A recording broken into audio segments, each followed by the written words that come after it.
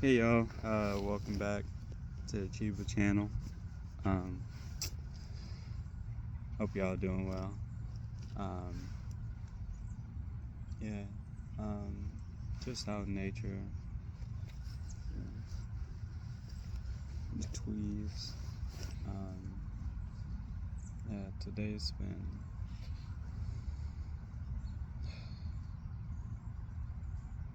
a good day. I mean, every day is a good day, right?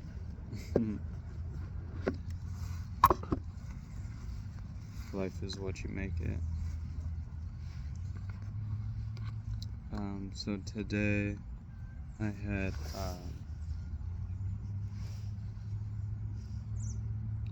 had read a few scriptures, and one spirit is telling me to read for y'all. And I'm also going to be reading from this newer deck. Well, it's new to me, but I've had it for a long time. I used it the other night, and I've been learning like the meanings of the cards and stuff. It's really it's really enlightening to me, at least. It just like it hits different for me because it's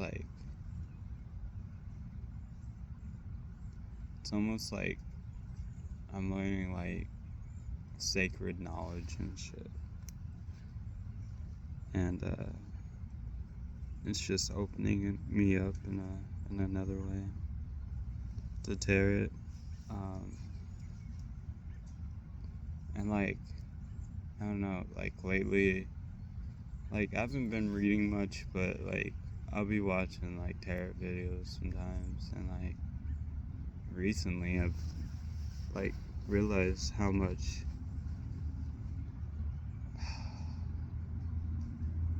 I don't even want to say how much. It's really opened my mind to like how tarot plays into like spirituality, and not even just spirituality, just like religion as a whole. Uh, Religion is basically the practice of spirituality and connection with the Most High. Um, I mean, there's a lot of different spiritual modalities and practices, but the ones true and everlasting and eternal all lead back to the Most High. And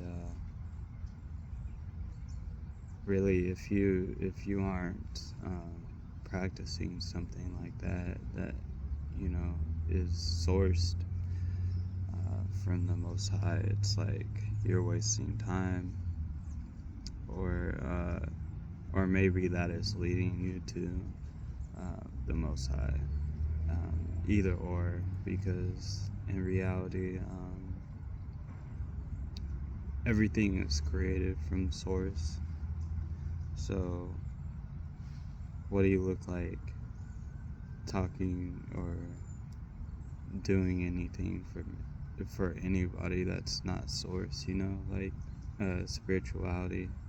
I mean spiritually, excuse me. Um, like I said, your soul is eternal, so it's like, wouldn't you want to be connected with somebody eternal? And being connected with somebody outside of you that's eternal is like it's not the same as being connected within you, to something eternal, which is the Most High, um, Adonai, Abba, Father, many names, Elohim, many, Mother and Father.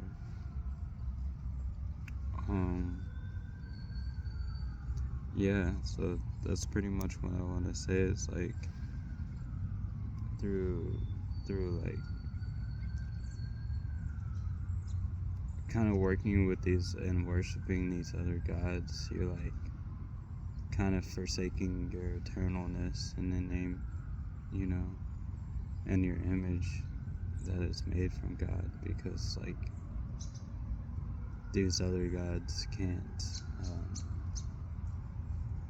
they can't restore that image like God can. They can only imitate, because they're in the image of God as well. So it's like they're connected to the eternal, but it's like diluted when you go to them, right? So it's not going to be the same. You're not going to get the same type of quality of life from these other gods, is what I'm saying. Like, you can work with them, just always acknowledge that the Most High, the source of all being, is the creator of all, and we need to ask him permission to even work with these energies and stuff like that. We shouldn't be making deals with any gods or goddesses other than the one, like, to be real, like, you don't have to make offerings and stuff like that. They'll work with you because you work for the Most High and they work for the Most High. So, like, yeah, I mean, if you want to make an offering, make it to the Most High, and that should be your vessel, right? And that's pretty much what I'm saying. I'm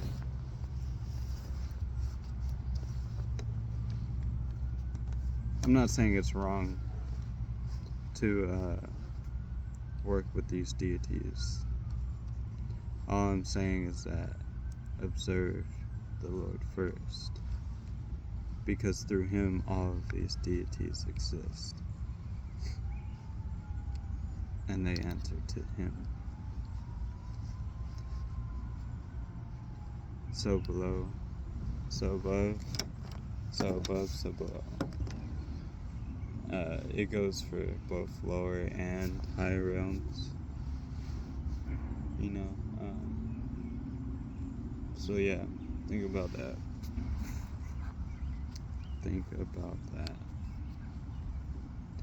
I'm only gonna pull a few cards because I have to read it. Well, I'm going to be reading from the booklet to get to know, like, the meanings of these cards. I'm going to be reading from the booklet for a while. I'm gonna read what Spirit told me to read for y'all from the Bible, and is Psalms 78. And I had another thing that popped into my mind. It's like, when people or preachers, they're like, okay, well, go to this and that, 18 verse 17. It's like, why do they do that? Like, why don't they just read the whole I don't even know what they call it, chapter, that's what I call it, or scripture, the number of that scripture. Why don't they read that? And I feel it's a manipulation it's a manipulation tactic, because a lot of people don't read the Bible, so they can just pick a phrase out of a chapter and read a verse, and then use that verse to basically convey what they want to say and prove what they have to say or whatever. And I've noticed that good preachers, they usually go to a whole chapter and read the whole chapter, and then they'll go over that whole chapter. And yeah, I just wanted to talk about that. I'm not adverse to churches, but I am aware churches are full of demons, and you rarely find God in church. You'll find the devil in church before, I rebuke that too, in church before you find God. But if you're lucky, and you're aware, you might just find God. But in reality, God is always within. So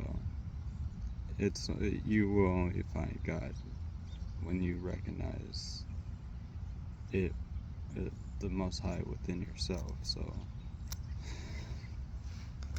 tomato kind of thing. Like, be careful with churches.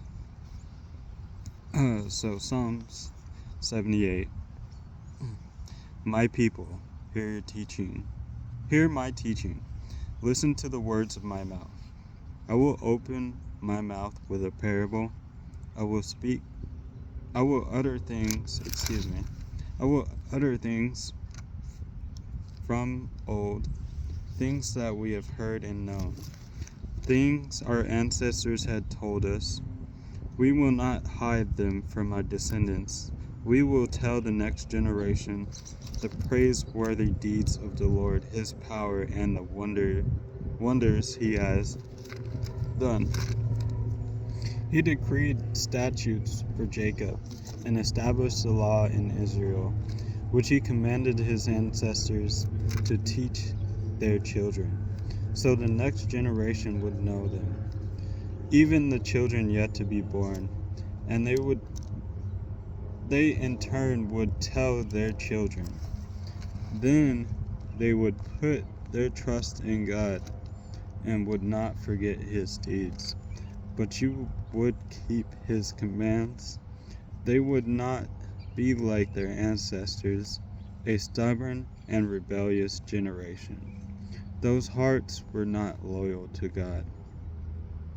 It says, whose hearts were not loyal to God, whose spirits were not faithful to him. The men of Ephraim, though armed with bows, turned back on the day of battle.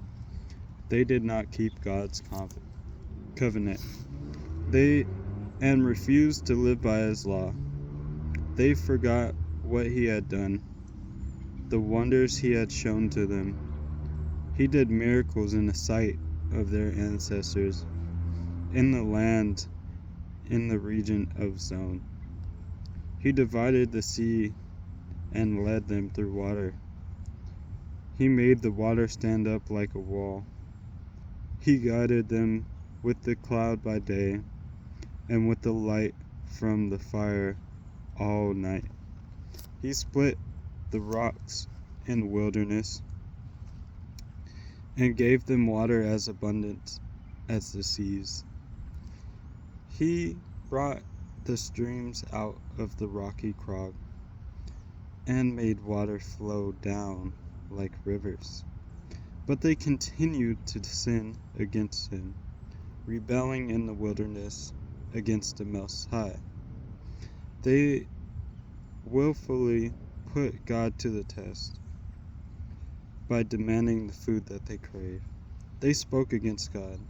They said, can God really spread a table in the wilderness? True, he struck the rock, and water gushed out. Streams flowed abundantly. But can he also give us bread? Can he supply meat for his people? When the Lord heard him, he was furious. His fire broke out against Jacob, and his wrath rose against Israel.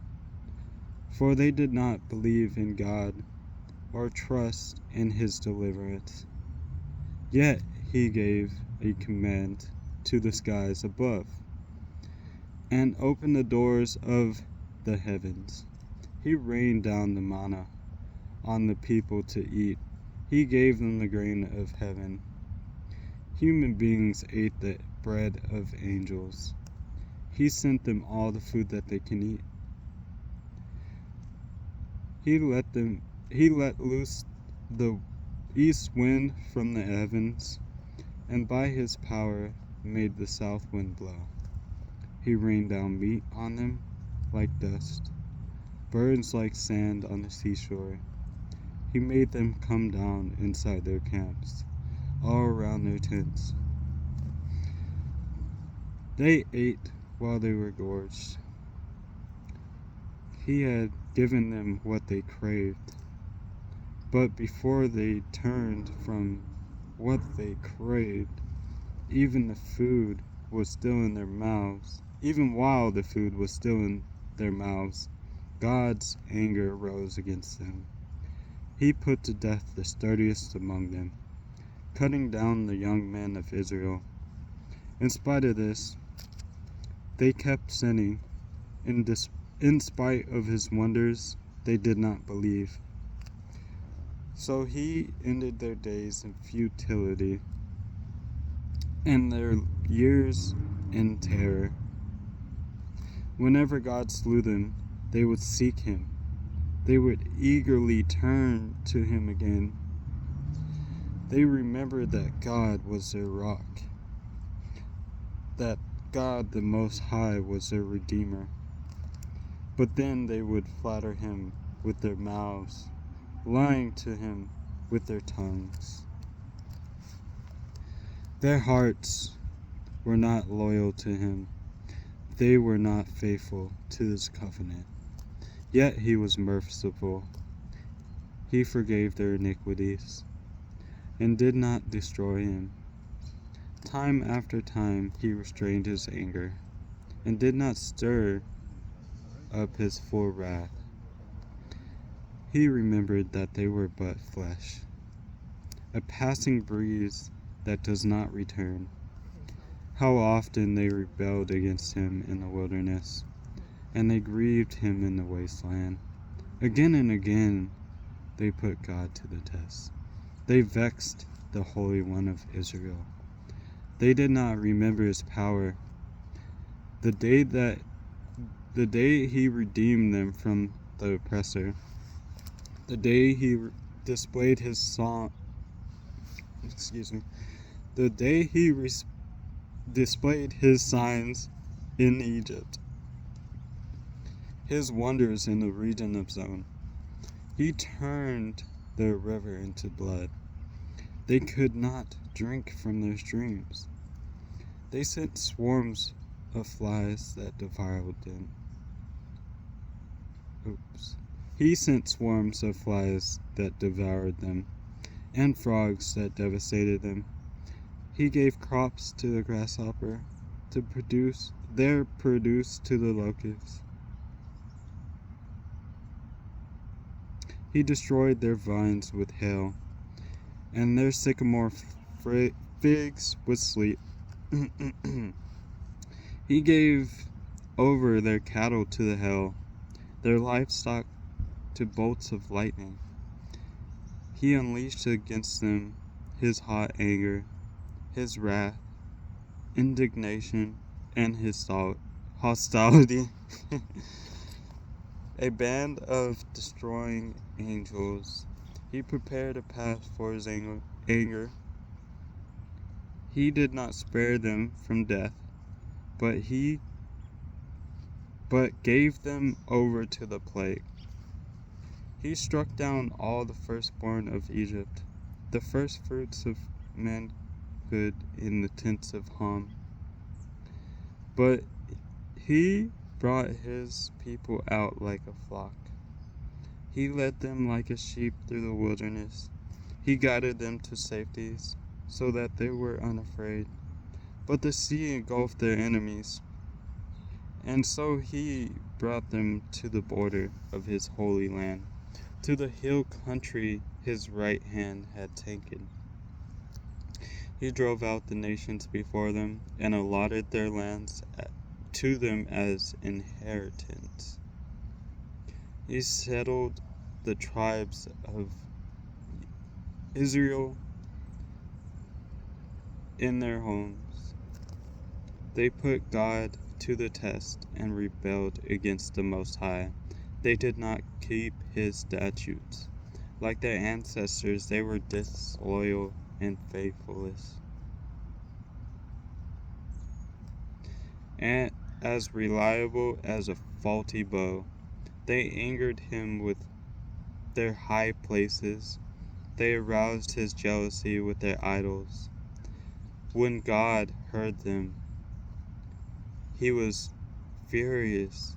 he rejected Israel completely. He abandoned the tabernacle of Shiloh, the tent he had set up among them. He had sent the ark of his might into captivity, his splendor into the hands of the enemy. He gave his people over to the sword.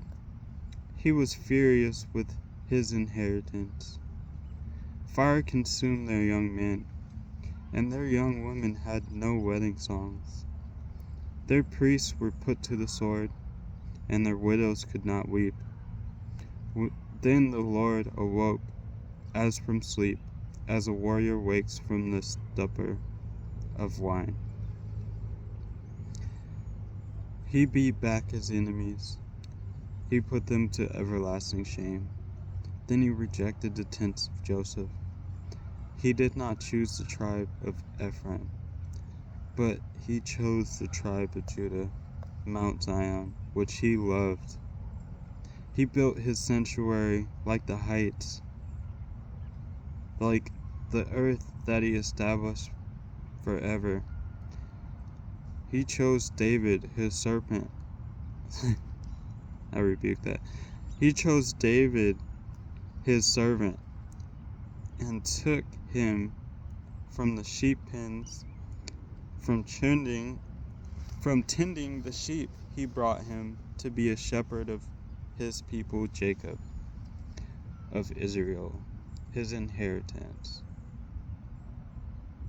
And David shepherded them with integrity of heart, with skilled hands he had led them. So here I'm seeing that, basically he was like upset with the Israelites he led out from Egypt, and that he showed all of his good blessings and gratefulness for, and greed consumed their hearts, and they asked for more, and it's just like they lost humility and they grew prideful, and then they thought they could take from God and also worship things outside of them, because God was not giving them what they wanted. He was giving them what they needed. And they didn't like that.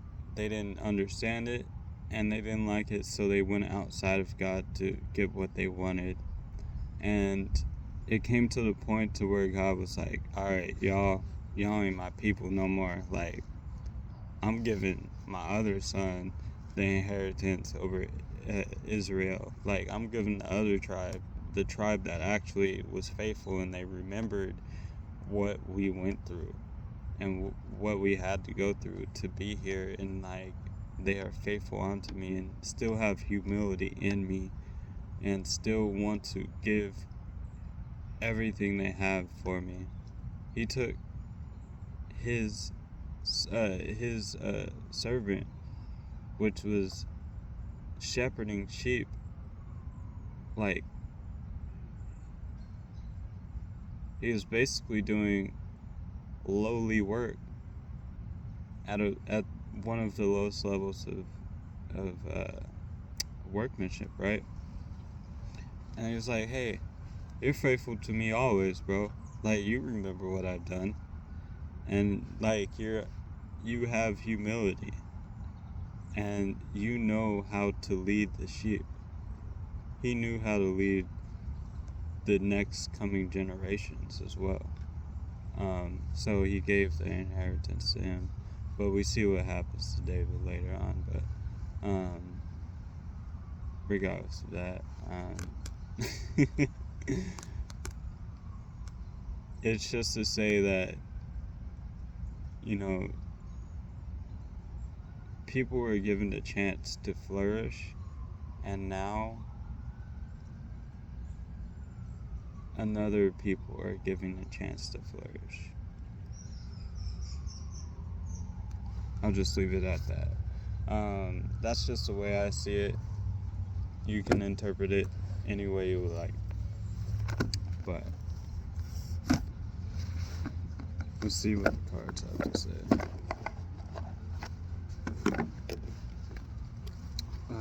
Father.